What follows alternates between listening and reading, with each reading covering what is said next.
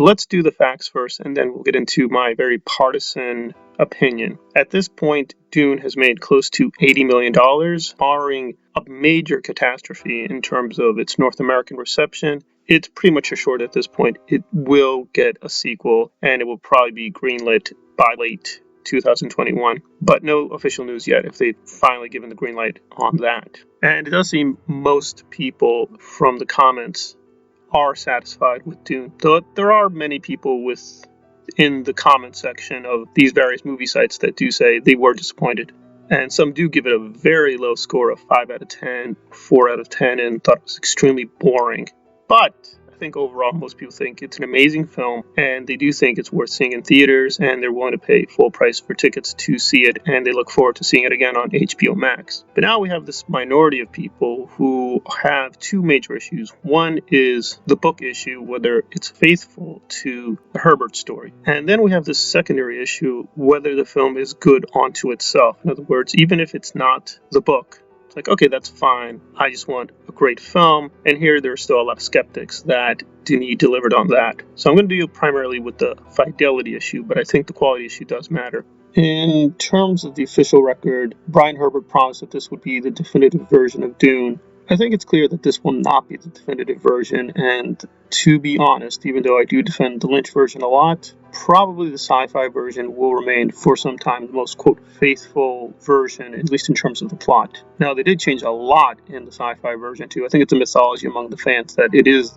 the most faithful. They did change a lot with the sci-fi version, but comparatively speaking, it looks like it will still remain the most faithful adaptation. It's not the one with the highest quality. I guess what I expected, and many fans expected, is that the Denis Villenueve version, of course with his own personal style, would be essentially the sci-fi version, but with much higher production value. In other words, the sci-fi version did a lot of great things, but ultimately they were very constrained by their budget. They just weren't able to give us the full, grand, epic vision of the book. And they had to cut corners in various places. And even the plot had to be really truncated in certain parts. So even though the miniseries in totality is very large, near 5 hours really, they still had to cut a lot from the book. Still, I think fans were hopeful that, given comparatively similar time frame, that Denis would have been able to get to a lot of things that the sci-fi version was not able to get to, but do it in a very improved fashion, as well as have his auteur touch. And I think increasingly it's kind of like the reverse, that this is a very Denis Villeneuve project with Dune as a major framework, but at the end of the day, it really is more his film, and Frank Herbert is sort of a respectful presence, but he's not the dominant spirit of the film. Now, is that good enough,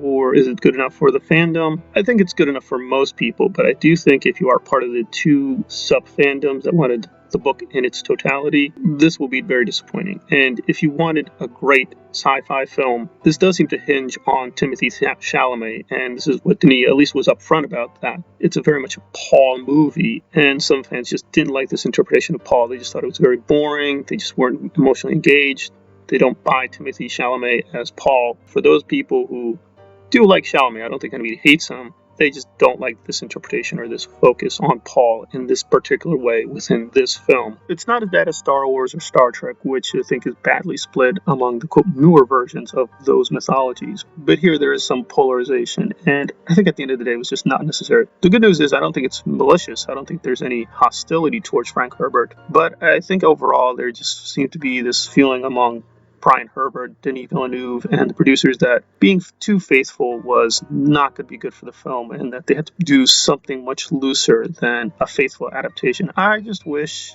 they were a little bit more honest about that, because I have fingers crossed, no doubt it will be a great film, but is it the Dune film a lot of people have waited decades for? I'm probably going to say no and be honest about that. It's still going to be a very solid film, one worth seeing in terms of a sequel, but is this the Dune everyone wanted and that was promised? Probably not. It'll probably still split people badly, and I think they have legitimate reasons, again, within a certain range about why there was failure. And I do understand that there were constraints that Denis had to work with. It just feels like this was a missed opportunity, and the fandom could have been mostly united, and everyone could have been fairly happy that their favorite parts of the book were respected, and that they got their Faid and their Leah, their Jessica, and so on and so forth. Now, again, making everyone happy would have been impossible, but I think there probably are going to be a lot of people who are disappointed. That was not necessary if they had just stuck closer to the book. But they've made their choice, and clearly the Herbert verse is going to be moving forward. So the Herbert verse is happening, but will everyone be happy? I think we're going to have at least a minority that's going to be a little bit hesitant to call this the definitive version or even the best Dune version.